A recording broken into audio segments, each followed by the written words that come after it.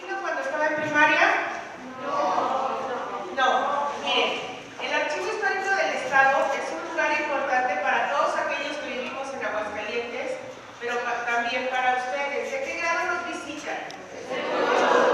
Segundo. ¿Ya llevan la materia de historia, va? ¿Desde primero? Desde segundo, ok. En el Archivo Histórico resguardamos toda la documentación que crea la Secretaría General de Gobierno. Tenemos toda la historia política de nuestro estado en este edificio. Yo les platico y les digo que tenemos toda la historia política, me refiero a que nuestras fechas extremas, o sea, la más antigua y la más moderna, son 1598-2019. Tenemos documentos con más de 300 años de antigüedad, creados aquí en nuestro estado, en la ciudad de Aguascalientes, y la fecha más cercana o más moderna es 2019, porque nosotros cuidamos, resguardamos todos los periódicos, tanto oficiales como los de comerciales que salen en la ciudad. Todos los días nos llegan todos los periódicos y los resguardamos, se juntan por mes y se hacen libros, y a esa colección se le llama hemeroteca. Así es que si en algún momento ustedes necesitan hacer algún trabajo de historia nacional, internacional o de Aguascalientes, pueden venir al Archivo Histórico en la sala de consulta que está en la parte de entrando al fondo a la derecha, izquierda de ustedes, y pedir el mes y el año del periódico que a ustedes les interese. Para que ustedes puedan consultar en el Archivo Histórico, únicamente tienen que mostrar una identificación, que en el caso de ustedes es su credencial de la escuela. ¿Sí les dan credencial, verdad? Sí, la de la biblioteca en algunos casos. Y usar guantes y cubreboca para que ustedes se enfermen por el uso de la documentación antigua, ni enfermen a los documentos. Aquí tenemos resguardados también una colección de más de 100,000 fotografías. Fotografías desde la década de 1880 hasta 1980, todas de Aguascalientes, todas. Hay muchas de ellas que no son conocidas porque siguen estando en proceso de digitalización. Ya todos ustedes saben qué es digitalizar algo, ¿verdad? ¿Qué es digitalizar algo? ¿No se acuerdan? Los escaneamos y los convertimos en imagen digital para que ustedes lo puedan ver y se lo puedan llevar. Nosotros no les podemos dar la fotografía, pero podemos darles la digitalización de la misma. ¿Sale? También tenemos en todos los depósitos, cuartos que eran antes de esta casa, la documentación que generó el Congreso del Estado. ¿Quién trabaja en el Congreso? ¿Quiénes son las personas que trabajan en el Congreso? ¿Ustedes saben? No saben y los critican. Los diputados estatales trabajan en el Congreso del Estado y se dedican a hacer leyes. ¿Vale? Toda la documentación del Congreso de 1860 a 1950 está aquí resguardada. Toda la documentación del Supremo Tribunal de Justicia también está aquí, todo lo histórico. Todos los juicios civiles y penales que están en la parte de acá. Atrás de mí está una colección documental que se llama Secretaría General de Gobierno. Ahí está resguardado todo el trabajo gubernamental de nuestro estado de 1870 a 1950. En la parte del fondo, en el segundo patio, está la hemeroteca, donde resguardamos los periódicos que ya les decía, y en el segundo piso, primer piso, está el taller de restauración y parte de la biblioteca. Así es que quedan ustedes invitados el día que quieran hacer una visita guiada, nada más es cuestión de venir y hacer la cita para que puedan conocer toda esta documentación en donde la tenemos guardada, y el taller de restauración, que es el único taller de restauración documental en el estado. ¿Vale? Los dejo con Joaquín y siguen estando muy bienvenidos y quedan invitados a venir al Archivo Histórico. Muchas gracias, maestra. Pues ya saben ustedes en dónde se encuentran, qué es lo que tenemos aquí, lo importante que es no solo para la historia de Aguascalientes, sino para todos los que aquí vivimos, saber que existe este lugar. Pues bienvenidos sean, secundaria técnica número 32. Gracias, maestros, por acompañarnos, por traer a los chicos y estar aquí presentes el día de hoy con nosotros.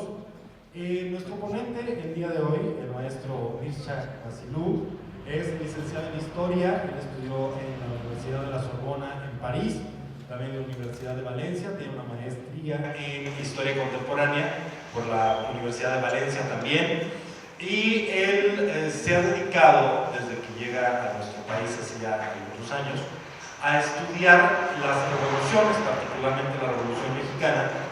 Ha dado diferentes conferencias, ha publicado muchos artículos también y estudios acerca de las revoluciones, tanto de la Revolución Rusa, sobre la Revolución Mexicana particularmente, y actualmente escribe todos los jueves en el periódico El Heraldo de Aguascalientes la columna titulada Pensando la Historia, con artículos relacionados a las clases bajas de la Revolución Mexicana, que son justamente las que el día de hoy habrá de tratar en su ponencia, hablando particularmente de los campesinos y los obreros.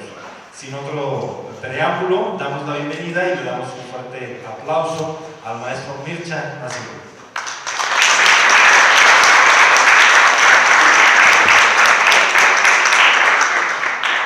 Muchas gracias. Bueno, yo me llamo Mircea Macilou, como se me ha presentado. Bienvenidos. Espero que les guste esta ponencia, esta conferencia que va a tratar sobre las clases bajas de la Revolución Mexicana, en especial sobre los campesinos y los obreros, los protagonistas, los actores más importantes de las clases bajas en este tiempo de la historia, hace 100 años, ¿no? Aproximadamente. ¿Qué sabemos de la Revolución Mexicana? ¿Sabemos mucho, poco, nada? Bueno, pues hoy vamos a aprender un poco, vamos a empezar ya la presentación. Muy bien, estos serán los puntos que voy a tratar hoy. En primer lugar, voy a hacer una introducción de todo lo que voy a hablar. En segundo lugar, voy a hablar un poco de las clases sociales del porfiriato. Justo antes de empezar la revolución es muy importante saber quiénes eran, cómo estaba conformado la jerarquía social mexicana en esta época, para después comprender por qué pasa la Revolución Mexicana, ¿no? Después hablaríamos del campesinado, el actor más importante de las clases bajas en esta época, repito. Pasaríamos a la clase obrera de esta época, del porfiriato hasta el 1910, que es cuando estalla la Revolución Mexicana. Luego pasaríamos al campesinado y obreros en su participación en los ejércitos revolucionarios. Sabemos que han habido varios ejércitos en la Revolución Mexicana. Los más importantes son el villista, el zapatista, el carrancista, el maderista, el orozquista, que forma parte del maderista, etc., ¿no?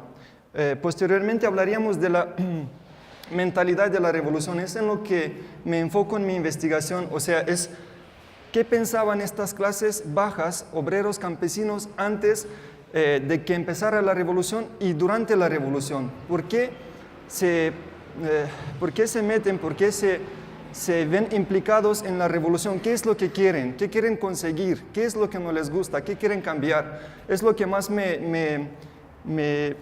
¿cómo se dice? Me interesa a mí y aquí lo voy a tratar de forma muy reducida, esquematizada, porque obviamente hay que hablar un poco del contexto para luego entender este punto 6, ¿no? Y finalmente acabaría con una pequeña conclusión. Muy bien. Sobre la Revolución Mexicana se han escrito muchos artículos, libros, publicaciones.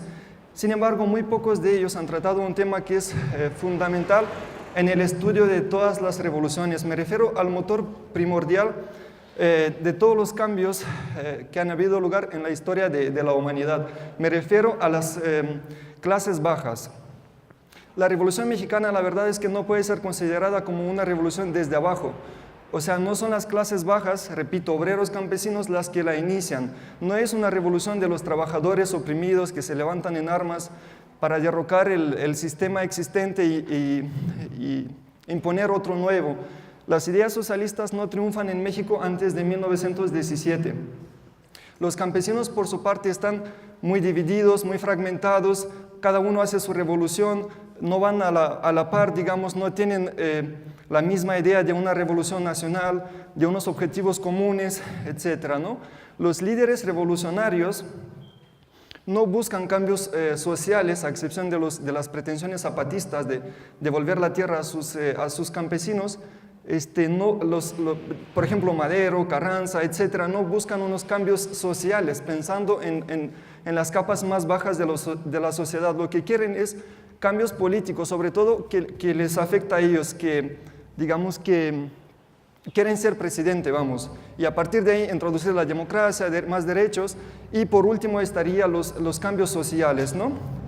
Los 7 años que siguen al estallido de la revolución se caracteriza por luchas, por batallas entre diferentes líderes y facciones que se pelean el poder político. Quieren ser presidentes, quieren ser líderes, y esto es lo que caracteriza a la revolución después entre 1910 y 1917. La Revolución Mexicana es pensada años antes, ya a finales del 19, por la clase media intelectual, digamos, que se presenta como la verdadera precursora de este movimiento que se apoderaría de México en 1910. Y bueno, entonces la pregunta es, ¿cuál es el papel de las clases bajas en la Revolución Mexicana en un país de 70% de población rural en 1910? Bueno, permítanme, me adelanto que el papel de las clases bajas en esta revolución es muy importante, es fundamental. Sin la participación de las clases bajas en la Revolución Mexicana no se hubieran conseguido todos los cambios que se han conseguido, todos los derechos, artículos, todas las ventajas que tienen que ver con las clases bajas no se hubieran plasmado en la Constitución de 1917, ¿no? Bueno, pasamos. Muy bien, como les decía, me gustaría empezar con la presentación de qué eran las capas sociales mexicanas de 1910. Pero antes de esto me gustaría aclarar un poco más qué es el concepto de clases bajas. Las clases bajas son aquellas capas de la sociedad, el segmento de la población más pobre, el que tiene carencias en su forma de vida, el que tiene limitaciones al acceso a los recursos económicos, ¿no?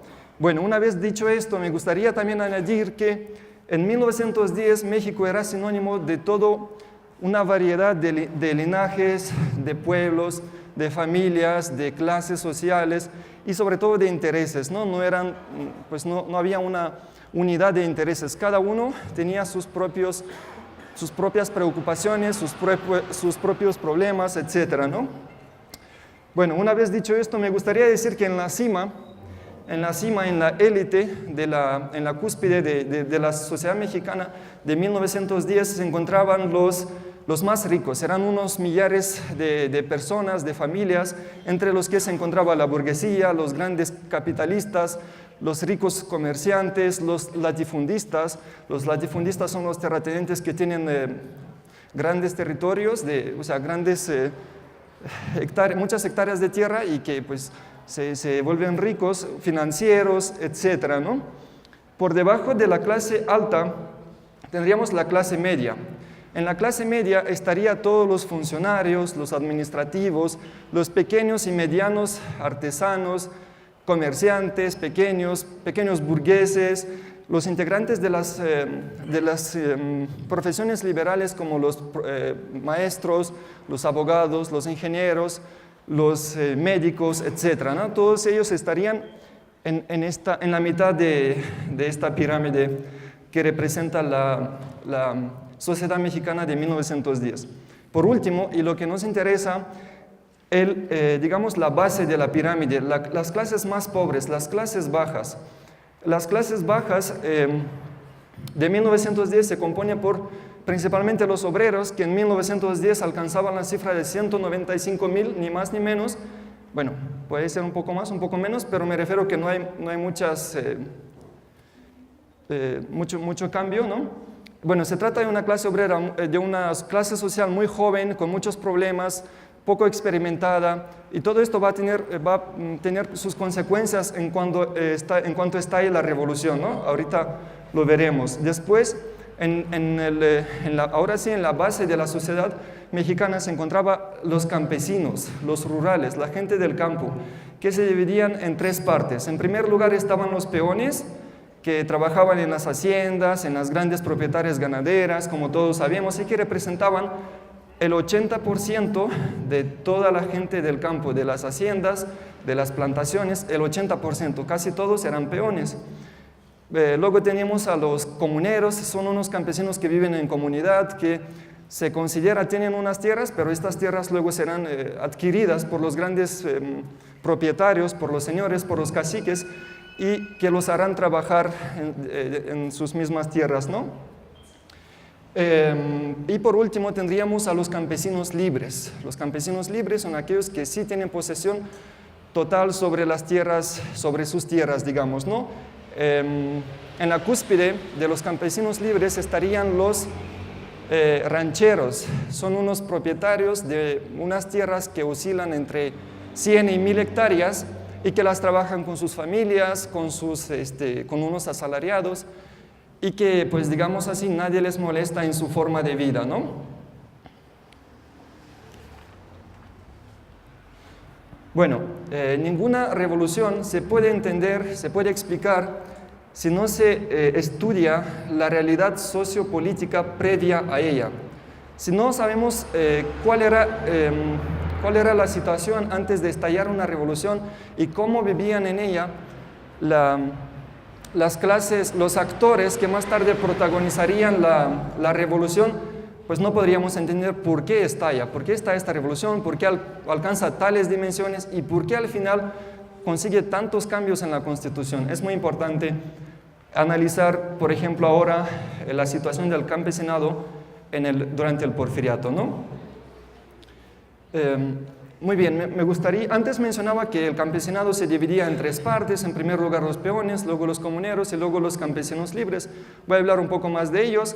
Ya he dicho que los peones constituían el 80% de los campesinos en todo México y que estaban instalados sobre todo en el norte, en el centro y en el sur también, pero ahorita hablaremos del sur, que es un caso especial. Los peones trabajan en haciendas, en propiedades ganaderas, trabajan durante unas jornadas muy largas, o sea, de noche a noche, son maltratados, no son, digamos, respetados por sus amos, por sus señores, y reciben unos salarios de entre 25 y 50 centavos diarios, que nunca son pagados en efectivo, o sea, se les paga en unos vales de crédito, en unos cheques, con los que pueden nada más comprar su comida, también su ropa, en las tiendas de la hacienda, que tiene unos precios mucho más elevados de los ingresos de estos trabajadores, ¿no? Muy bien. En el sur tenemos un sistema de peones llevado al extremo. Es un sistema de peones que John Turner en sus viajes por México en 1907-1908 llamará esclavitud. Y él dice que una esclavitud es cuando un señor tiene total posesión sobre sus amos, sobre sus trabajadores, hace lo que quiere, los obligan a trabajar toda la vida, etcétera, ¿no? Bueno, pues esta es la situación de aproximadamente 10 estados del sur de México, entre los que destaca Yucatán, Chiapas, Tabasco, Campeche, etcétera, ¿no? Muy bien, este peonaje llevado al extremo, estos esclavos constituyen entre el 750 y 800,000 personas en 1910 en México, ¿no? Es una fecha bastante considerable, es casi 1 millón, ¿no? Muy bien, ahora bien, todo esto, toda esta situación de los campesinos, de los trabajadores del campo, de los esclavos, tiene su explicación, bueno, la historia siempre hay que retrocederse atrás, épocas atrás, siglos, muchos siglos atrás para comprender por qué, por ejemplo, en 2019 pasan ciertas cosas, pero en este caso, digamos, una gran explicación la tiene la administración de Porfirio Díaz, quien decide promulgar una ley que se llama la Ley del Registro de la Propiedad, según la cual todos los propietarios de tierra, campesinos, que no puedan demostrar posesión sobre sus tierras, se les serán arrebatadas, se les serán, cambiarán de propietario. Y así pasó.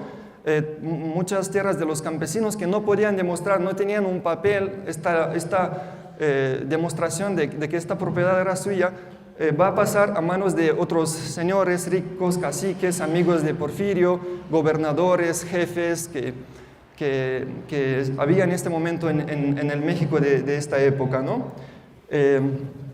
Muy bien, antes simplemente los campesinos que tenían una tierra consideraban que era suya porque se las habían pasado sus padres, sus abuelos y así con bisabuelos que desde memorias que ellos tenían, venían desde épocas coloniales o antes, ¿no? Y de repente la administración de Porfirio les dice, bueno, pues estas tierras ya no van a ser de ustedes, va a ser de otras personas.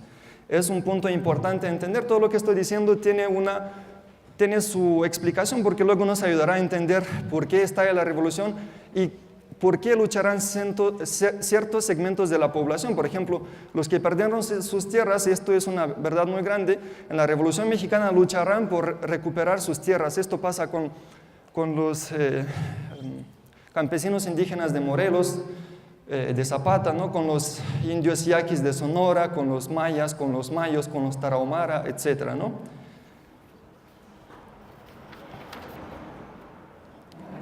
Muy bien, los comuneros, como dije antes, viven en unas tierras, en comunidad, que estas tierras les pertenecen a ellos, las trabajan juntos, pero estas tierras, digamos que se hace un sistema de aparcería en donde ellos trabajan y todo lo que ganan se les dan al Señor, nada más les queda para la sobrevivencia, ¿no?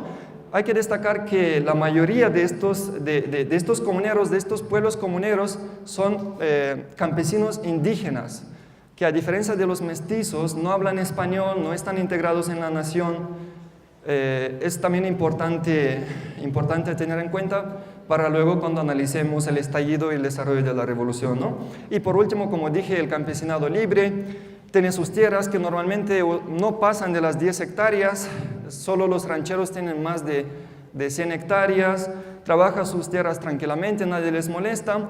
Pero ¿cómo pasó esto? ¿Por qué ellos no cayeron no fueron víctimas de la ley de registro de la propiedad? Esto pasó porque sus tierras se encontraban en alturas, en montañas, en zonas poco accesibles, o porque estos pueblos simplemente llevaron luchas en contra del orden público que les querían arrebatar sus tierras, ¿no? Muy bien, ahora vamos a hablar de los obreros. Me gustaría decir antes que nada que la clase obrera siempre tuvo una amplia participación en todas las revoluciones que el mundo ha tenido, al menos en los últimos 200 años, ¿no? Es una clase social que con frecuencia se le asociada como la protagonista de estas sublevaciones en contra del orden público, que han querido derrocar a los gobernantes y tomar posesión del gobierno, ¿no? Bueno, la realidad de los obreros en México en 1910 y durante el Porfiriato es igual de funesta que la de los campesinos. Son unos trabajadores que trabajan de noche a noche, reciben unos salarios muy bajos, son maltratados, o sea, no tienen derechos, etcétera, ¿no? Muy bien. Me gustaría decir que también en esta época había 195,000 obreros, y que son una clase que es joven, tiene poca experiencia. ¿Por qué? Porque la fábrica, la industria en México hace acto de presencia apenas a finales del siglo XIX. Es entre los años finales del siglo XIX y los primeros del siglo XX cuando el taller va siendo sustituido por la fábrica, por la industria. Y una vez, paralelamente a esto, aparecen también los obreros, ¿sí? O sea, estamos hablando de unos 20, máximo 30 años de historia, ¿no? como clase. Esto hará que estos trabajadores no tengan una conciencia de que existen como clases, de luchar por un objetivo común, por unos derechos, etc. Sí los hay, pero están muy divididos, muchos no tienen claro qué quieren, qué les pasa, etc., ¿no? Muy bien, a pesar de ser muy joven, muy poco experimentado, la clase obrera mexicana ya desde principios del siglo XX va organizando sindicatos. Destacan la Gran Liga de los Trabajadores Ferrocarrileros, el Sindicato de los Obreros del Acero y las Fundiciones, el de los carpinteros, mecánicos, cigarreros, caldereros, etc., ¿no? Que entre todos suman una cifra de 16.000 sindicalistas. Comparemos 16.000 sindicalistas con 195.000 obreros, o dividamos 195.000 entre 16.000 sindicalistas. Es una cifra muy poco. O sea, quiero decir que los demás no se alían a estos sindicatos, no participan activamente en la vida social, digamos, no social, más bien pública, política del México de esta época, ¿no? Bueno, de la mano de estos sindicatos que he mencionado vendrán algunas huelgas a principios del siglo XX, el siglo pasado, entre las que destaca la de Aguascalientes en 1906, de los ferrocarrileros, la de Bellavista en 1905, la de Cananea, Río Blanco, dos de las más, si no las más conocidas, y por último la de San Luis. Muy bien, pero también me gustaría mencionar que estas huelgas no tienen importancia a la hora de alterar el orden público, no tienen importancia a nivel nacional, son unas huelgas localizadas que rápidamente son apagadas por ejércitos porfiristas y se acabó. O sea, no tienen continuidad, no pasa en todo el país, sino en una determinada región, o más que región, en una determinada fábrica, llevado a cabo por los trabajadores de esta fábrica nada más, ¿no? Muy bien, ahora sí, estalló el conflicto el 20 de noviembre de 1910, ahora me gustaría hablar un poco de la participación, de la integración de las clases bajas en los ejércitos revolucionarios. Dije antes que había al menos 4 ejércitos importantes, ¿no? El de Madero al principio, bueno, hasta que es asesinado, ¿no? y se hace un cambio de gobierno. El de Villa, que luego pasaría en 1913 a llamarse la División del Norte, el de Zapata, principalmente con campesinos de Morelos, y por último el carrancista, el de Huerta también está por el medio, pero sabemos que no está mucho tiempo participando en la Revolución Mexicana porque luego se exilia, pero el carrancista, el constitucionalista, como se le llama, es el que sí va a hacer la guerra a los villistas, a los zapatistas, que ahorita veremos, ¿no? Muy bien, hay que decir que en 1915 había entre 80.000 y 100.000 personas movilizadas, digamos, formando parte de los ejércitos revolucionarios, de los cuales los más importantes eran el carrancista, con 25.000 soldados, el villista con otros 25.000 y el zapatista con 10.000. El zapatista hace un progreso, unos años antes tenía 5.000 y sube hasta 10.000, ¿no? Son los 3 más importantes, digamos, de 1915, ¿no? Vamos a hablar un poquito rápido de cada uno, sobre todo remarcando de qué clases bajas estaban compuestos cada uno, ¿no? Por ejemplo, el carrancista es formado por mercenarios, por varios ejércitos. El más importante es el de Obregón, que está formado en su mayoría por indios yaquis de Sonora, que antes mencionaba, que Obregón los recluta prometiéndoles que al finalizar la guerra les devolverá las tierras que habían perdido durante el porfiriato, ¿no? Hay que remarcar también que los carrancistas, leyendo las novelas históricas de los autores que escribieron sobre la revolución, que son muchas, que los carrancistas tienen muy mala fama, son muy odiados durante la revolución. Por allá por donde pasan, cometen violaciones, incendios, asesinatos, muchas crueldades, muchas barbaridades inhumanas, ¿no? Y esto también tendrá su consecuencia, porque muchos los odiarán y se cambiarán del badovista, por ejemplo. Muy bien, a continuación el orozquista Pascual Orozco es un líder, un jefe que lucha en apoyo de Madero y de la causa comparte con las ideas del libro de Madero, la Asociación Presidencial de 1910. Muy bien, este ejército, el orozquista, está formado por proletariados de las pequeñas ciudades, por transportistas, mecánicos, también por pequeños propietarios de tierra. O sea, no estamos hablando de las clases bajas, son unas clases, unos miembros pertenecientes a las clases bajas urbanas o clases medias campesinas. O sea, no son los campesinos obreros que nos interesan precisamente a nosotros, aunque también están ahí incluidos, ¿no? No son la mayoría, pero sí están ahí. Bueno, los orozquistas están en relación, admiran las ideas anarcosindicalistas de Flores Magón, del International Workers of the World, que es trabajadores internacionales del mundo, etc., ¿no? Bueno, vamos a pasar a los villistas. Los villistas son formados por proletarios de las grandes haciendas, grandes propiedades ganaderas, y más tarde este ejército se va a ampliar, va cada vez a agarrar miembros de otras clases sociales como son las clases medias también. La División del Norte, formada en 1913, no es conformada solo por norteños, ¿no? Es conformada en su mayoría por casualidad de miembros de campesinos de Jalisco, de Michoacán, de San Luis, de Durango, de Zacatecas, ¿no? Muy bien. Como decía antes, muchos que odiaban al carrancismo se van a cambiar del lado de Villa. Esto pasó, por ejemplo, en Silao. Se tratan de unos pequeños propietarios de la tierra que tenían problemas, tenían deudas ante el banco por algunas hambrunas y problemas con su tierra que tuvieron, y tenían que incorporarse a la guerra porque se veían apretados de dos bandos, ¿no? Esto pasa en Silao, Guanajuato, repito, y escogen el bando villista porque tienen menos mala fama, no hace tantas atrocidades, tantos males en el campo, etc., ¿no? También me gustaría añadir que Villa consigue adeptos en otros estados como Colima, como algunos del sur también. ¿Por qué? Porque él no es anticlericalista, o sea, antirreligioso. Carranza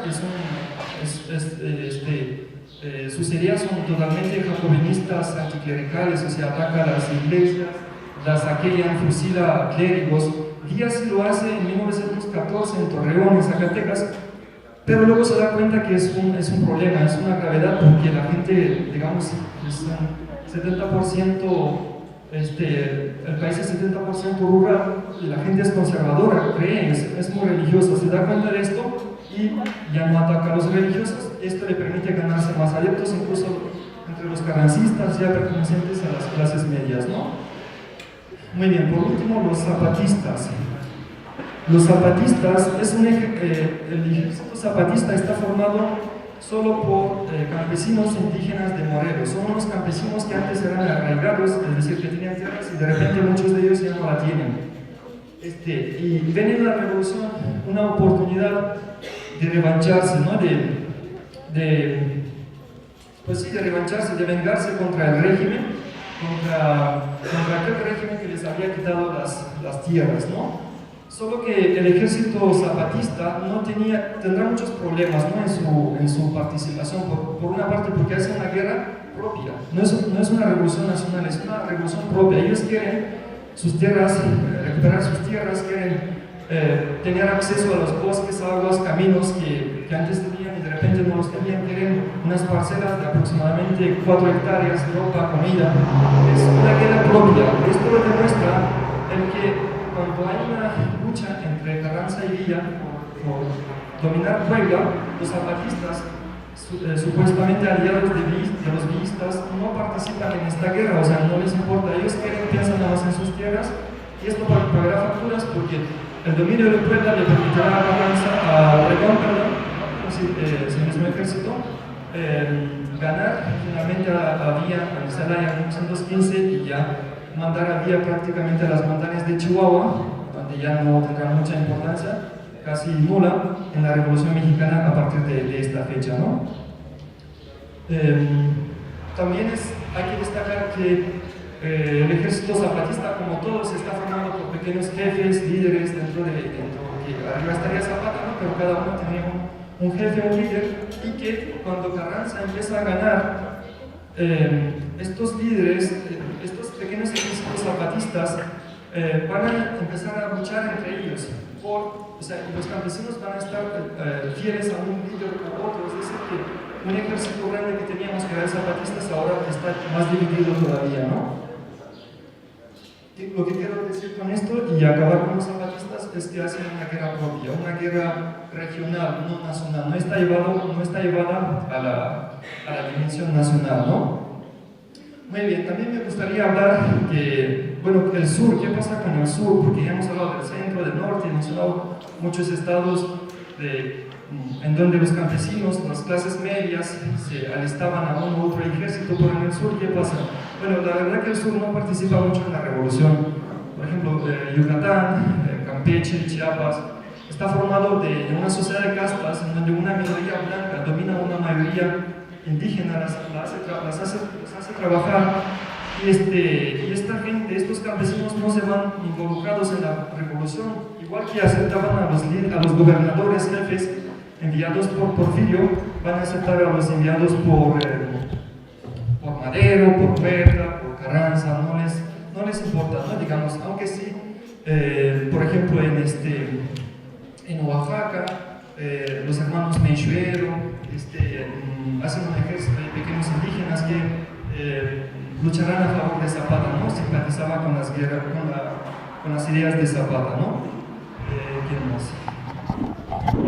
Bueno, en el centro, bueno, ya subiendo del centro para el norte, en Puebla, en Hidalgo, en México, se trata de pequeños jefes locales que tampoco están muy involucrados en la revolución.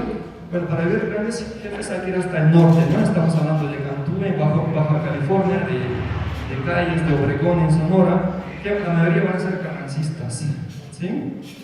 Bueno, y por último me gustaría mencionar el nombre de Manuel Diegues. Es un gobernador carrancista de Jalisco, va a ser el más importante de Jalisco, va a ser un ejército compuesto en su mayoría por obreros, bueno, por mineros, por transportistas, por otro tipo de obreros de las ciudades de Jalisco, principalmente Guadalajara, y van a hacerle la guerra a los villistas, van a luchar contra Villa, ¿no?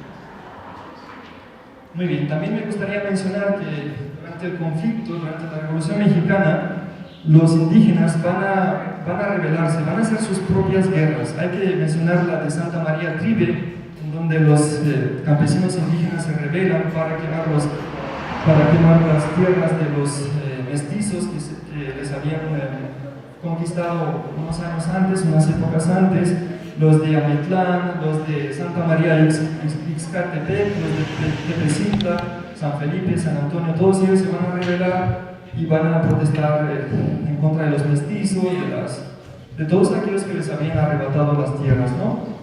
También hay que mencionar el caso de los de Tamapás, que se unen a Huerta, porque de esta manera ven que puede ser protegido su cultura, su independencia, su autonomía, ¿no? Ellos consideran así. También los puchitecas en el sur de Guerrero, en el sur de Puebla, también van a hacer las mismas guerras, van a rebelarse contra los mestizos para recuperar sus tierras, ¿no? Bueno, la guerra indígena más importante de la Revolución Mexicana es la guerra de los yaquis. Son pueblos del norte, de Sonora, que siempre ha tenido sus tierras y de repente llega alguien y les quita sus tierras. Entonces ellos empiezan a luchar contra las autoridades, contra los ejércitos enviados por Porfirio para defender su autonomía, ¿no? su independencia. Pero no lo van a conseguir. Entonces este pueblo, una vez estallado el conflicto, el 20 de noviembre se alista al ejército maderista, y después de esto se van a alistar al ejército Obregón. Bueno, creo que está también un poco en el ejército huertista, pero sobre todo están en el ejército de Obregón, en el ejército carrancista, el cual le había prometido que al finalizar la guerra se les devolverá todas sus tierras. Y ellos ahí, desde ahí van a hacer su guerra contra las otras facciones durante la Revolución Mexicana. Muy bien, a continuación voy a hablar de los obreros. Aquí tenemos una imagen de los batallones rojos. No sé si habrán escuchado de esto, pero enseguida voy a mencionar, voy a explicar quiénes eran, qué hicieron durante la Revolución Mexicana, ¿no? Bueno, la historia de los obreros en la Revolución Mexicana, la participación de los obreros en la Revolución Mexicana empieza a partir del pacto que se lleva a cabo entre Obregón y la Casa del Obrero Mundial, por el cual los obreros tendrían que luchar en los ejércitos carrancistas a cambio de tener sus derechos, de ser apoyados en movimiento, etc., ¿no? Bueno, hay que decir que los ferrocarrileros y mineros de muchas partes del país no van a aceptar este pacto y van a seguir con sus ideas anarcosindicalistas de Flores Magón, de los trabajadores internacionales del mundo, de que son Estados Unidos, etc., ¿no? También los obreros del ramo textil de Puebla y Veracruz no van a aceptar estas ideas. Ellos prefieren ocupar las fábricas, pero van a ser dominados, van a ser controlados por el ejército carrancista, ¿no? Ellos no van a involucrarse en los ejércitos obreros, digamos los batallones rojos, pero no van a poder hacer nada porque van a estar controlados por los carrancistas, ¿no? Bueno, ¿por qué obreros carrancistas? ¿Por qué no Zapata o Villa? Bueno, es fácil. La razón primordial es que ellos son de la ciudad, comparten con Carranza la urbanidad y sobre todo el jacobinismo anticlerical, es decir, van en contra de todo aquello que es religioso, iglesias, clérigos, etc. Incluso el pintor Orozco nos cuenta como en unas iglesias de México, de la Ciudad de México, los obreros van a saquearlas y van a quemarlas, van a robarlas, etc., ¿no?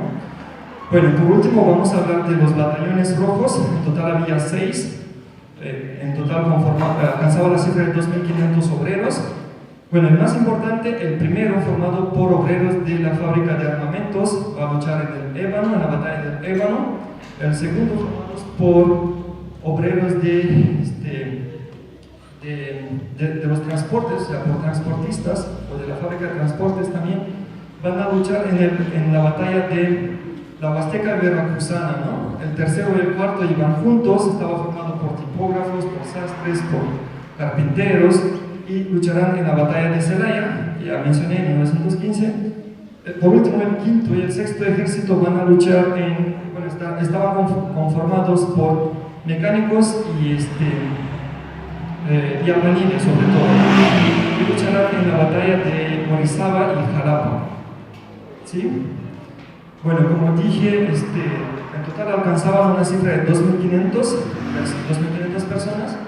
De todos hubo nada más 66 muertos. Bueno, en esta época, 66 era considerado, teniendo en cuenta el conflicto, ¿no? Y van a ingresar una cantidad de 500,000 pesos, ¿no? Por último, como mencioné antes, el ejército obrero de Diegues, de Manuel Diegues de Jalisco, va a tener una amplia participación en la revolución también, sobre todo en sus luchas contra Villa, ¿no? Y a partir de 1918 se formará la CROM y ya empezó otra historia para los obreros en México, ¿no? Nada más que yo me voy a centrar nada más entre 1910 y 1917. Muy bien, la mentalidad de revolución. Bueno, aquí traigo una imagen de unos obreros ferrocarrileros que en mi opinión, están tirando a todas partes, ¿no? Con esto quiero resumir, quiero simplificar el hecho de que la Revolución Mexicana, en mi opinión, no es una revolución, son muchas, son varias.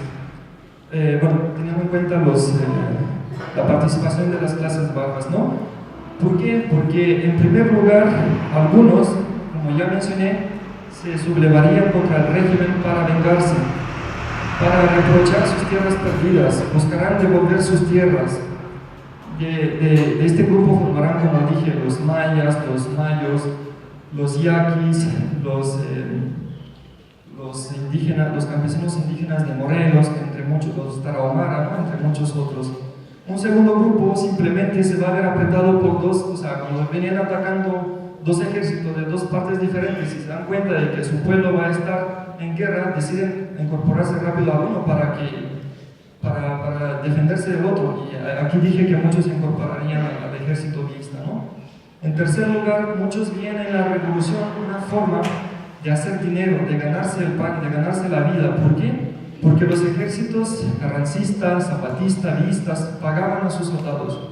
Pagaban un total de entre 1 y 2 pesos diarios. Es una cantidad muy... O sea, los precios hace 100 años no eran iguales a los de ahora, pero era una cantidad muy considerable, teniendo en cuenta que los ejércitos porfiristas casi no cobraban, o sea, cobraban muy poco. Ahora tienen una oportunidad muy grande de ganar dinero, ¿no? Otros verán en la revolución una forma de hacer botín, o sea, el botín es como, pues, en una guerra, cuando vences a un ejército, conquistas un pueblo, te tomas todo lo que has encontrado, todo aquello de valor, ¿no? Esto pasará mucho en los ejércitos carrancistas, en el vista, sobre todo al principio, que después de derrocar ciudades, de conquistar pueblos, de conquistar haciendas, se van a llevar todo aquello de precio que encontrarán. Me acuerdo ahora en una novela histórica que leía, se acerca allí a una familia que vive en las montañas y estas personas no sabían nada de la revolución, antes no había comunicación.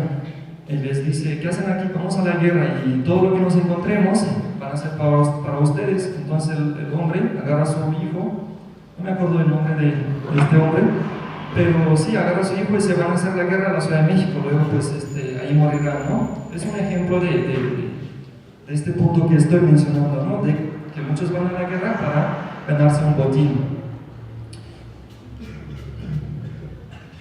Muy bien, también hay que mencionar, como ya dije, que los obreros harán su guerra, no se ven en absoluto, excepto unos pocos, no se ven en absoluto ligados a los zapatistas, a los villistas, ¿no? Más bien comparten con las ideas de Obregón, de Carranza, esta antirreligiosidad, esta urbanidad, ¿no? Ellos pues también hay que tener en cuenta que harán su propia guerra. O sea, la conclusión es que las clases bajas de la Revolución Mexicana, obreros y campesinos, cada uno va por un camino diferente. Los campesinos van por un camino y en este camino tienen varias divisiones, ¿no? Varios caminos que cada uno agarra una diferente. Los obreros agarran otro camino, incluso los pocos que eran los obreros van a separarse durante el camino, o sea que cada uno hacía una guerra diferente, no hacían una guerra nacional común, de objetivos comunes, ¿no? Bueno, por último, muchos se alistan a los ejércitos revolucionarios, se ven incorporados a la revolución, participan en la revolución, nada más porque esta se transforma en una forma de vivir, en una realidad. Está de moda, o sea, estamos en la revolución, mi vecino se fue a la guerra, yo también me tendría que ir, ¿no? Esto pasa también durante la Revolución Mexicana.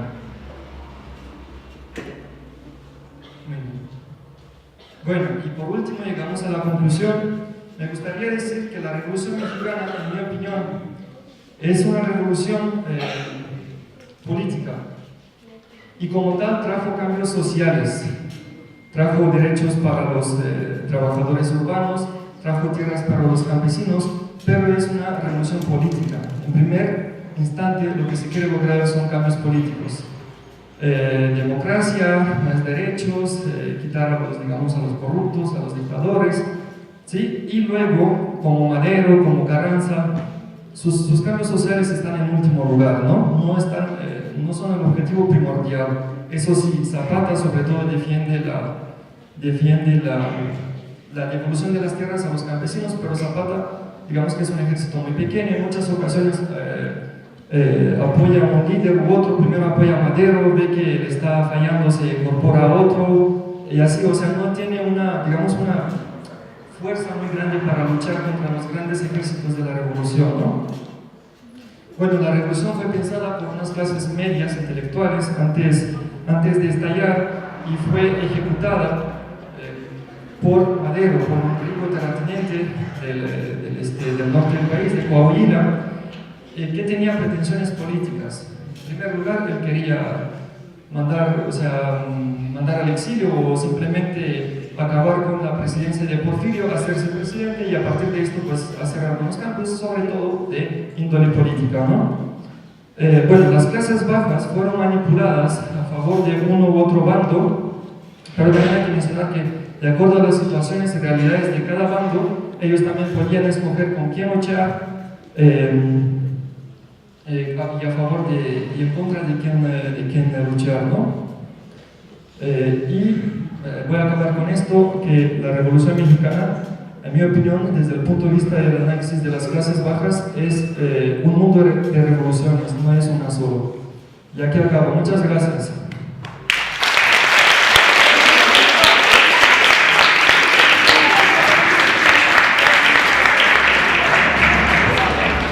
Agradecemos al maestro Mircea Macinnú por esta extraordinaria ponencia sobre la Revolución Mexicana, las clases bajas, los obreros y campesinos.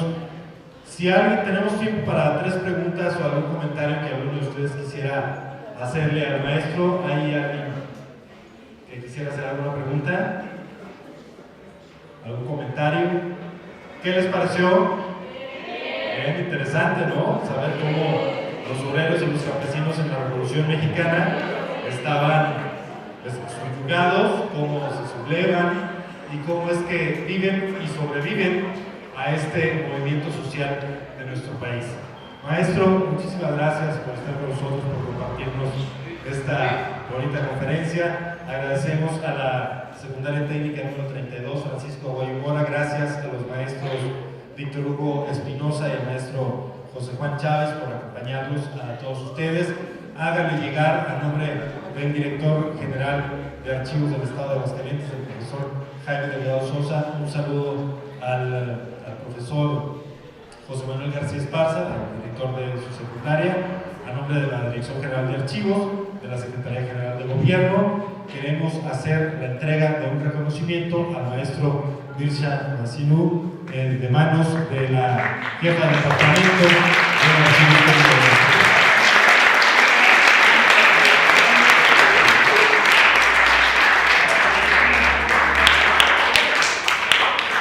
Muchas gracias, maestro. Gracias por acompañarnos. Que tengan un maravilloso día.